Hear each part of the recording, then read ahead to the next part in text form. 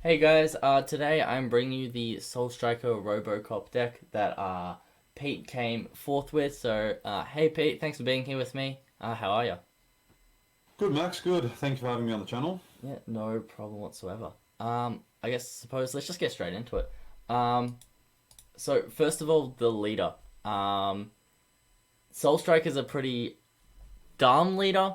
Um, but it's also blue, which is not the best. Not it's not like other decks can other colors can if other colors had what Soul Strikers had, it would be even worse. But yeah, Soul Striker on the front side when it attacks, you can either draw one or untap a mono blue energy. The Awaken is at 4 or less life, or if you have a blue unison in play, with a specified cost of 3, you can draw 2 cards. And then the Awaken side is where things get a little bit silly. When this card attacks, you draw one and untap 2. Um, so yeah, why did you choose this leader, Pete?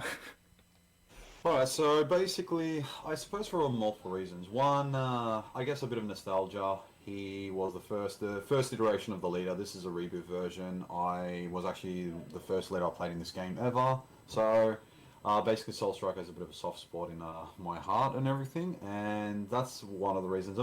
Basically, the other main one was basically, blue's a very grindy color. It might not be in the top 2 to 3 best colors in the game at the moment, but I still think it got a couple of nifty cards from set 13 Yep. that you'll see soon in the video. And just the fact the leader draws plenty of cards. And once you get on the awakened side, as you mentioned, where this is where it starts to get a little bit more, how can I sort of put it, better for you and less better for your opponent. 100%. You're essentially cheating out how other decks can cheat out things like Dark Broly Mecha, King Piccolo, Vegex. You essentially pay the cost for things in this deck, and because when you swing on the Awakened side, you untap 2 of your mono blue energy, it's like you pay 2 less energy for a card. So you play a 4 cost on turn 4, for example, whatever card it is, then you swing with leader, untap 2. So it's like that 4 cost became a 2 cost. So look at it that way, and having access to like a lot of the blue cards, and basically the secret rare I'm playing in this deck, which is a staple in blue, is one of the other main reasons I wanted to run this deck, along with the engine, which I think fits this deck really nicely. Yeah, fair enough. All right, let's get right into the unisons. To start off with, we have 4 Baby the Unknown Parasites, 2 Majin Buu Assault of the Agent's Destruction, and 4 SS Chunks God Sealing Technique. Walk me through your choices here. Um, yeah. Okay, so now with Soul Striker, there's a plethora of blue 3 cost, specified 3 cost unisons you can run. My preference was the Baby the Unknown Parasite one for a couple of reasons. One, being a best of one, there's a bit of that hand control cell surge deck going around, so I just wanted to make sure I was playing a unison that can continue to draw me cards and keep up with hand advantage. Not only in that matchup, but in certain matchups. Plus, also being a specified 3 cost unison, having a +2 ability, it makes it extremely hard to remove this unison outside of the Kai Seeker rare. Other than that, basically it's hard for your opponent to get this thing off the board. And if they're attacking it, to be honest, it works as a pseudo deadly defender. Then obviously the other main reason, you -5 off of the unison, the other micro ability, and you give your leader double strike, 15k, so it makes your leader into like another pseudo finisher, and then it makes all of your counter skills free in your hand at the cost of discarding 2 cards, which you'll see one of the cards very soon that we abused. The second unison I used, which was basically if any of the matchups went longer, or if I knew basically I was going to verse any certain decks that might particularly win with a certain card or a bit of a bomb, granted it doesn't have barrier, was the Majin Buu AOD unison. In my opinion, I'm not going to lie, I'm going to straight up say it. In my opinion, I think this is the best unison in the game, hands down, or in the top 2 to 3 minimum. This thing has it all. So it's specified for blue, which obviously tapping 4 in this game, you want to make sure you're doing something very powerful, which I think this card is. Double strike blocker at a minimum. The 0+/- micro ability allows you to draw a card, so again, keeping up hand parity. And then you get to restand it to one of your mono blue energy at the start of your opponent's next turn, which came up in one of my matches, and everything which I'll explain later. And that's one of the goody parts about it. The most broken thing about it is the -1. During your opponent's turn, if they would swing with a battle card, at whatever leader, unison, battle card, just swinging at you in general, you can -1 marker off of it and bottom deck it, which is super powerful. For example, your opponent plays Selzino on you, which is one of the best finishes in the game. They swing, you're like, no counters, -1, bottom deck it, get that thing out of your face, you don't have to deal with it. And remember, guys, this ability is optional. It doesn't have to trigger on the first battle card that your opponent swings with. That's a key thing to note. It's not like the King Vegeta leader that has the actual clause once per turn. When the first instance something is negged, you have to you have to neg or use the effect at that point. No, this is optional, so you can use it at any point throughout your opponent's turn when they swing with something. Yeah, that is correct. And then we've got the 4 God Sealing techniques. So basically, I mean, pretty self-explanatory. If you're running a blue deck with a blue unison in this current format, you want the 4 SS Trunks God Sealing. Stops any plays your opponent wants to make. Granted, the cards don't have, deflect, of course. If you're trying to kill your opponent and they want to try and play a Floodgate battle card, bounce it back to hand, you don't have to deal with it. So, pretty self-explanatory. Discard it. Instead of the card being played, it's returned to its owner's hand. Yeah. God Sealing's pretty strong. It's the best counterplay in the game. I think we can all agree on that. Definitely 100%. Did you use your -5 much on Baby Unison? I actually did. Throughout the tournament, about 2 to 3 instances, yes, I did. Yeah, really good, for sure. Moving on, we have the ROBOCOP, or the Katopesla engine, whatever you want to call it. The 1-drop searches for the other, so when you play this card, look at the top 7 cards of your deck, choose up to 1 U3 card, and add them to your hand. All the Katopesla cards are Universe 3. The 4-drop X evolves on top of the 1-drop for 1 energy. It has dual attack and barrier. It also has a auto when an opponent's battle card with an energy cost of 4 or less attacks, negate the attack, then negate the skill for turn for 1. So it's just you can negate an attack without losing card in hand. It's pretty nifty. The 5-drop is a double strike crit X evolve for 2, and when you play it, you draw 1 and choose one of your opponent's battle cards and send it to the warp. Finally, the 6-drop is a X evolve critical double strike dual attack barrier. When a card evolves into this card, switch it to active mode. Very, very strong that 6-drop. Very good. It basically has all the keyword skills in the game. The last card I can remember that essentially had that many keyword skills was Gogeta 7, and that card got banned. But basically this engine, I kind of wanted to bring it back. I've seen a lot of people experiment with this build, basically this engine in Soulstrike and other decks, fine-tuning it, trying to find the right ratio. I don't, from memory at least, I haven't seen Soulstriker with this engine top in a while or ever top. It has been a while. It's done a couple tops here and there, because this engine is just so ages good. ago, yeah. But it's been probably settled too. Yeah. I basically wanted to kind of bring it back with my own iteration on the deck and try and revive it in a sense, because I actually think low key this engine is very, very good, very busted. So as basically Max said, the 1-drop searches all of your pieces. The 4 dual attack barrier. It actually, the tap 1 to negate something 4 or less in some of the more aggro matchups did come up. Funny enough, there's some instances where you don't want to go up your chain straight away and potentially sit on 1 to 2 of this guy, which instead of using your dimension magics or whatever else, you just simply tap 1, negate the attack, which actually came up in 1 to 2 of my matches, and actually that actually puts in a lot of work. Then obviously we go into the 5, tap 2, double strike critical, draw a card, warp one of your opponent's battle card, so that's a removal of the chain here. And then the 6-drop, as Max said, all the keyword skills. So essentially you're getting, so what you want to do, you go 1-drop into 4, swing once, restand it, go into the 2, basically, swing again, then you tap another one, and then you go into the 30k, restand it again. So potentially getting 1, 2, 3, 4 swings in, it's actually a lot for your opponent, for some decks to handle. And what I was doing though, bear in mind guys, I did come up against quite a bit of black decks, which I'll get into soon, using the Kleinegate. So what I was actually doing, I was actually playing around the Kleinegate by swinging with just mostly the barrier chain and Huron's Lineage, because that's another big card. So you swing twice with a 4-drop, then basically go into the 5, and then you tap another one, go straight into the 6. You never want to swing against the black deck with the 5 drop or Yeah, majority of decks, only because they could go Heron's Lineage, take it mid chain or Kai, and then it's kind of wrecked your entire play. So that's how I kind of played around those cards, which worked out really well. And yeah, but yeah, this chain, the fact it's got barrier, double strike, critical, kind of put it over the top. And I'm like, you know what? And I thought, why not abuse it in Soul Strike where I'm untapping so much energy and going up to chain by like turn 3 yeah, so easily. fair enough. Very, very good card.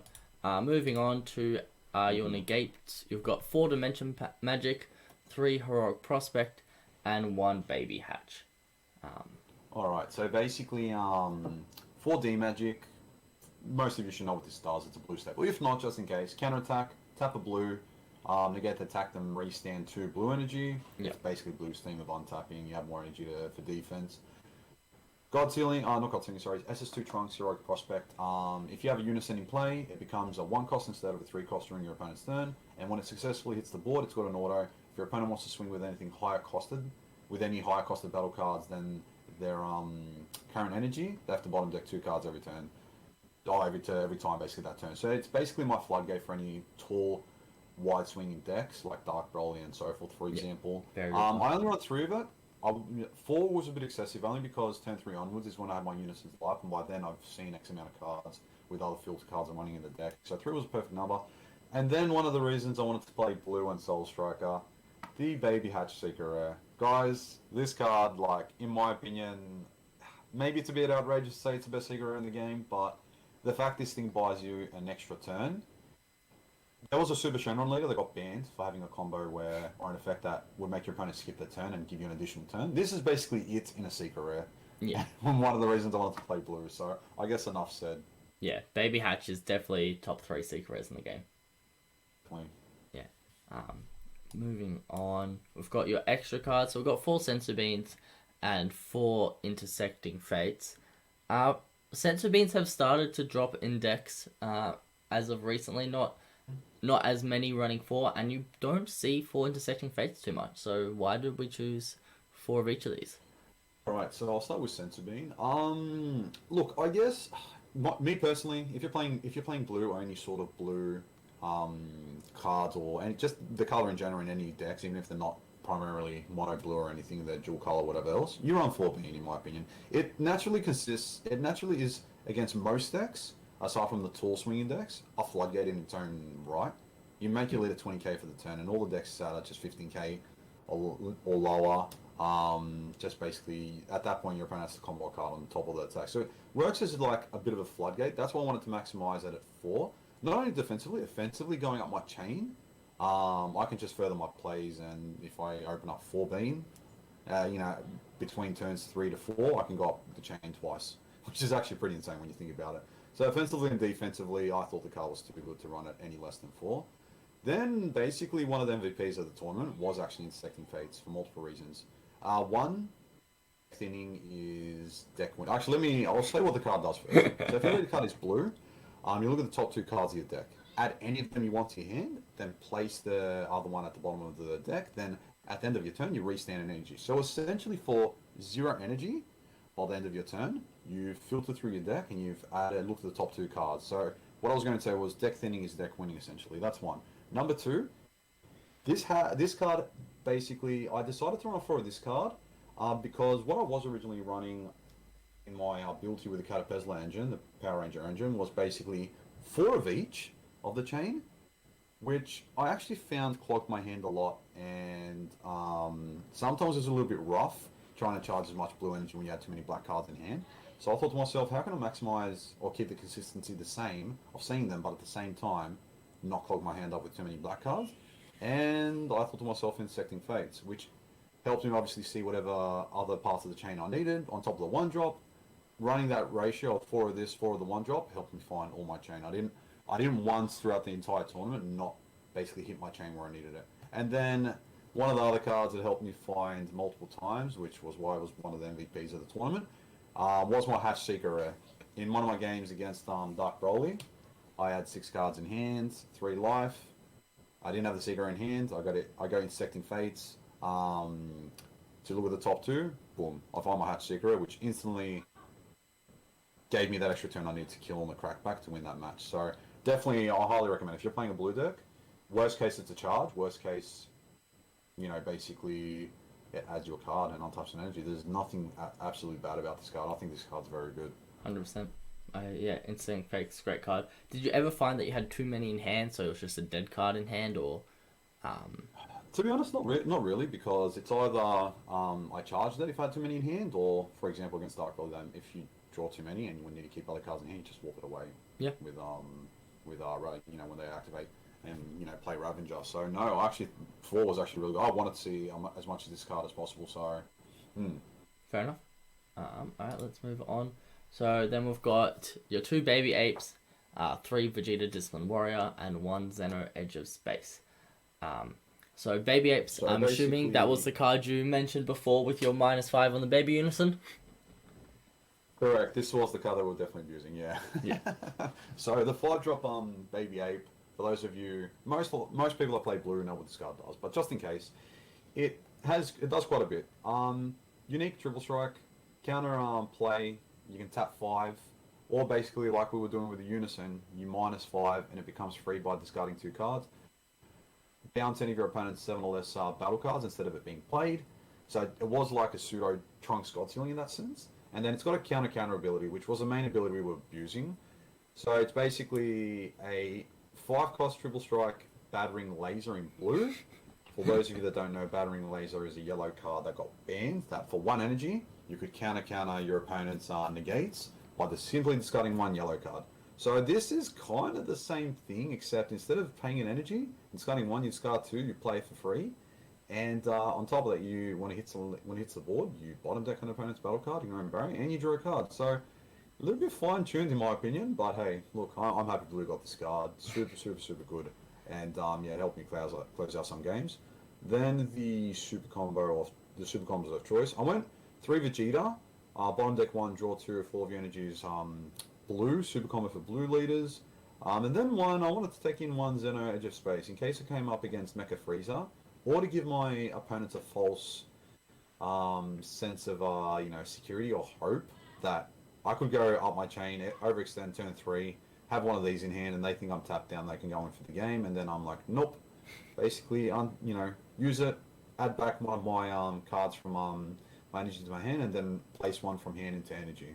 So that actually worked out very well. So I did like taking in the 1. You could do an easy 2-2 split because Soul Striker usually, as soon as you hit the unison, I'm usually at 6 life a lot of the time and everything. You could take in 2 and 2 because you are at like a lot of higher life with Soul Striker. But I guess because there's so much aggro in this format, I wanted to go with 3-1 just because I preferred the draw over the untap.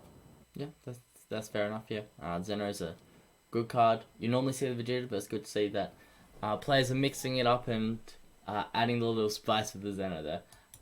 Then we have the rest of your black battle cards. So there's a lot of black battle cards in this deck in total. Alright, I'll start off with the, pretty much. So basically my tech options I decided 4, which are always usually in black. Black kind of has like the best generic silver bullet / tech options for like a lot of things. I'll start off with Kami. Kami actually overperformed for me in the tournament. So basically, he's got deflect, draw 1. If your opponent has 4 or more battle cards, KO all of by tapping 2, activate main, KO all of your and your opponent's battle cards, ignoring barrier. This actually helped me out in 2 to 3 of my games of like my opponent going wide with boards and just helping me stabilize. And having deflect, it was a guaranteed board wipe. And in Soul Striker, which is pretty hilarious, you play for 1 on 3 energy, draw 1, tap 2, nuke the board, swing with leader, draw 1, untap 2. And so it essentially became a 1-cost board wipe ignoring barrier, which was pretty insane. Yeah, it's pretty nasty. Yeah, that's it. And then two of the Mecha Kavora, the Broken Seal. Not much needs to be said about this card. It's essentially a tap 2, declare what your... So basically what it does is you tap 2 for it, then you declare an original energy cost and character name of a battle card your opponent may be playing, and then they cannot play that card basically for the turn that you play this card and during their next turn. Yeah. So in a sense, itself was a counterplay, right? Sorry, what was that? It's a bit of a counterplay, a bit of a floodgate. It's a bit of everything. in the Yeah, right basically, situation. basically. So against like decks that have one linear strategy, you could just go Meki, call a certain card in the chain or a type of battle card, and it actually buys you an extra turn or makes them skip a turn. So 100%. that actually definitely came in handy throughout the tournament. Yeah. And then fun fact, I did use Activate Main a couple of times. I'm not running any of the Dark Dragon Balls in deck, but you are allowed to obviously choose up to 0 targets, go through your deck, select no targets, and then basically give your deck a shuffle. So, basically that is a thing you can do with that. And then for the overall choices, we ran one SS4 Butterfly against Fate, 0 energy, overall 6 dual attack, 25k beat stick. Not much needs to be said there. Very good card. Yeah. And then the second secret I was running in my deck was 10-drop Fu. This guy, most of you should know, he's a card all the way back from set 3. We're in set 13 right now, but it's still played quite a bit often. So basically, 10-drop, we're overwhelming in it for 6 energy by removing 10 plus cards from drop. When he successfully hits the board, if you play him via Overwhelm, which is basically the main way people are playing him, your opponent cannot activate effects on cards other than their leader card during the turn you play him and for until the end of the next turn, which essentially 99% of the time is winning you the game on the spot. Like if this guy successfully hits the board, it's like GG's in a sense, especially with if I establish a Boo Unison, that's double strike, or if I go my Baby Unison, give leader double strike, play this guy, that's 4 damage there, so... Yeah. Definitely helped me close out a couple of my games. Very, very good card. Did you ever win with the Fu Shrouded? I did actually. In my last match against Red Green, aggro, hype aggro King Vegeta. Yeah, definitely, 100%. Nasty, Very, nasty. very good card. Yeah. All right. Then we've got your matchups. So round 1, you played against the dreaded Cell Surge, the hand control deck. I noticed you didn't have any draw apes in your deck. So how did Soul Striker go with attempting to have a hand? Okay, so I went first, which was pretty big. Yeah. Went first. I went first. Obviously, started drawing my card swing with leader. He basically did rebrand me by turn 3, but basically by turn 3. So I went first. Then basically by turn 3, I established my unison that was drawing me cards.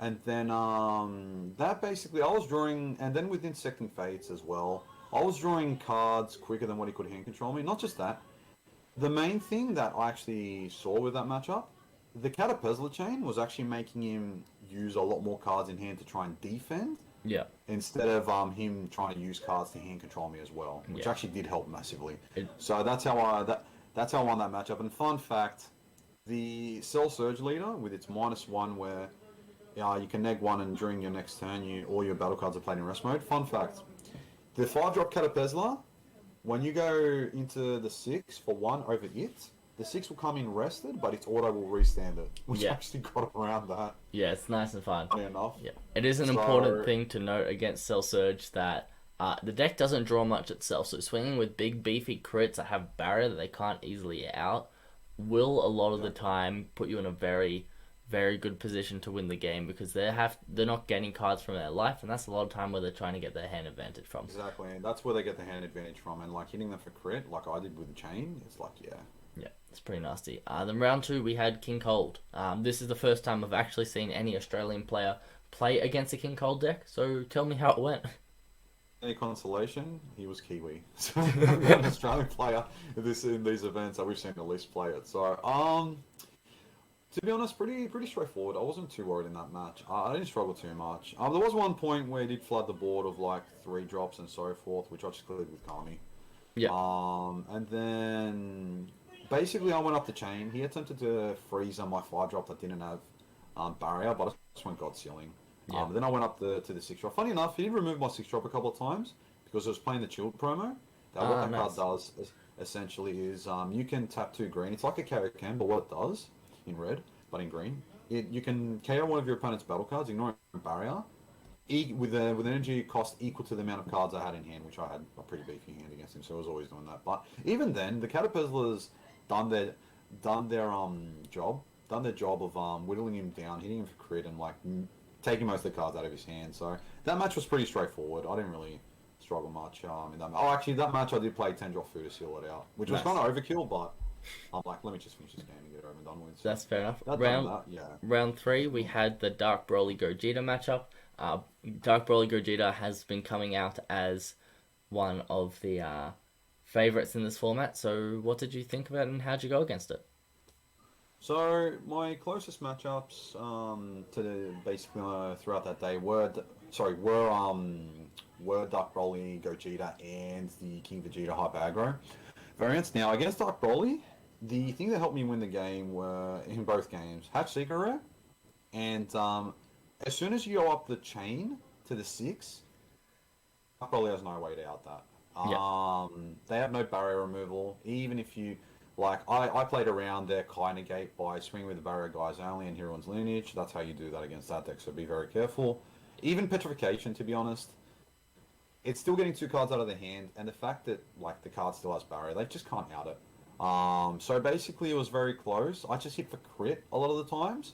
I basically would swing into the six drops in rest mode, then I would go up the chain, hit for crit, and put them down to 4 life that way, so they wouldn't get any extra advantage from life to hand. And yeah, look, it was pretty close. Hatch and basically the six drop Katopesla helped me win those games, just because the good thing is, although offensively those decks are very strong, having Katopesla on my side was very strong as well to kill in the crackback, and they just couldn't deal with the card. So Yep. that's ultimately what won me that game. Yeah, nice. Then round four, you had your only loss of the day against Veject. It was David Liu who did end up coming second, so that has to be some consolation. But what's the Veject matchup like? Because quite an awkward Look, one. it was actually, yeah, I guess I suppose it was the first time I played the Vejex matchup. I myself, I'm pretty like, how can I sort of, I've come up against that deck plenty of times. I suppose I went first in that matchup. You could argue the fact that David was a very good player. Props to him. But I suppose I got very unlucky. It was actually the first game out of all my games that I didn't see a super combo. By like turn two, having filtered and seen 10 to 12 cards in hand. But it is what it is. I got a little bit unlucky there, and he opened up very well. He saw basically his one drops by turn two, Yeah. three one drops, two super combos, unison. Basically, the RNG with Vetex, when it goes off, it goes off. It's one of the best decks in the game when that happens. So a little bit unlucky there, but it is what it is, and everything. So that's kind of how that matchup went. A little bit unlucky, but what can you do? It happens sometimes. Yeah, it's fair enough. Veject does prey on that little bit of I'm going to kill you early, so let's hope the RNG gods are in my favor. Round five was Dark Broly Gogeta again. Alright, sorry about that, guys. We're back. So yeah, round five, you were up against another Dark Broly Gogeta. Was it much of the same? Anything different? How did this one go for you? So it was basically much of the same. Kind of went pretty down to the wire again. That was actually the matchup where Insect and Fates helped me pull the win because I basically Found the found baby it hatch? the turn before. Yeah, basically found the baby hatch cigarette the turn before I passed it to him and everything. So yeah, definitely the card like Insect and Fates and cigarette hatch like came in very clutch. Very close. I actually was about to 10 drop through him, but he went Meki Kabura and he called that. We had about 6 cards in hand, and he had 2 life. And it was actually very close. I swung with the Katopesla that I still had on board, the 6 drop a few times. And then he was able to negate combo out. And then I basically ended up getting him with the with 2 of the 4 drop Katopeslas. So having dual attack, 15k, he actually got me there as well. Yep. So very close match. Shout out to Felipe. So that was a good match. Was a pretty fun one to watch. And last but not least, you played against a red-green aggro King Vegeta build. What do you think of this Yeah, King Vegeta so- deck? There's been a lot of hype around it. Hasn't been doing too well. Yeah, what do you think I of playing think, against it? okay, so I suppose there's a bit of RNG behind it, and I think it depends on the player as well who pilots it. Shout out to Thomas Littman. He's actually one of the top, one of the like one of the regular kind of like known names in America for topping events. He's a part of like I think G Sports, same team as Daehan, basically Hardesty, and look, super nice guy, very good player. I think a person like that piloting the deck did actually have me a little worried throughout the first stages of the game. That is basically, he was actually running the green 1-drop Kami that was actually a bit of a silver bullet to Soul Striker. It's one of those 1-drop silver bullets that if you use any untap ability outside of a leader awaken untap untap ability, it actually nukes one of your energies. So, and as we know, Soul Strike is all about untapping energy and extending your play. So, honestly, by turn 2 and everything, I thankfully went first in that matchup. By his turn 2, he got out a full board, Tao, the switching gears Goku Vegetas, a couple of the one drop Kamis. Thank God I did that, but basically, thank God I drew the one drop karma to clear his board. Otherwise, I would have been screwed. And then I basically controlled the game from there. Turn 3, not gonna lie, I did have Hatch to help me stabilize to get back my energy and get to my turn 4. And then turn 4, once I put down the Boo Unison, that card put in a lot of work in that matchup. That card, like I said, guys, if you haven't got your copies now, definitely pick up that card if you're playing blue. It is insane. Just the fact that it was a blocker, had God Sealing ready. I had the Trunks Negate ready as well, just as an extra negate, and basically being able to bottom deck any of his threats. Helped me get the game to turn 6 where I close it out with Fu. So definitely that Unison, Hatch, and the one drop Kami, being able to board clear him twice because he did play the Kami one drop on me a few times, helped me win that match. Yeah. But definitely it was a very, how can I sort of close, like that deck, if it goes off, it can basically do a lot of damage. But I think what it is though, ultimately, once it goes off, if you're prepared for it and you can find the right cards to stabilize against it, I think you'll be fine. But if you're not prepared for it though, I think it's more the shock factor with that deck is where it'll get people. Basically, yeah, if you don't have the answers for it, you may potentially get cleaned up. But if you have the answers for it, I think the deck, what it lacks is probably that finishing touch. Because Piccolo is such a known card right now, there are outs to it. But in saying that, if you don't draw those outs, I can see the deck basically doing damage. Yeah. Well, congratulations, Pete. Thanks a lot for coming on board and doing this video with me. Any closing thoughts, any shout outs you want to give? Go for it. Yeah, look, I'll start with basically my friends, teammates that always play test with me. Basically, Tom, Zach, Umberto, and Matt Spencer from NWP, Namekian Witness Protection. Basically, that's the team I'm a part of. Super nice guys. We're looking to get some content out there as well, so check us out. Shout out to obviously Max Kennedy here, man. Starting out his channel, good on him. Wants to put in the hard yards, and I applaud him for it. He topped the event as well, so congrats as well to you. Thank you, Max. A very huge shout out to my boy Benjamin Law. He lent me the Hatch Seeker Rare and everything, and without that card, I wouldn't have gone as well in this tournament. So big shout out to Ben, great player, and even better friend. So thanks, man. And yeah, basically. Shout out to everyone basically that plays Dragon Ball and everything, the community and so forth. Yeah. Too easy. All right. Thanks for watching, guys, and we'll catch you next time. Have a good one. See yous.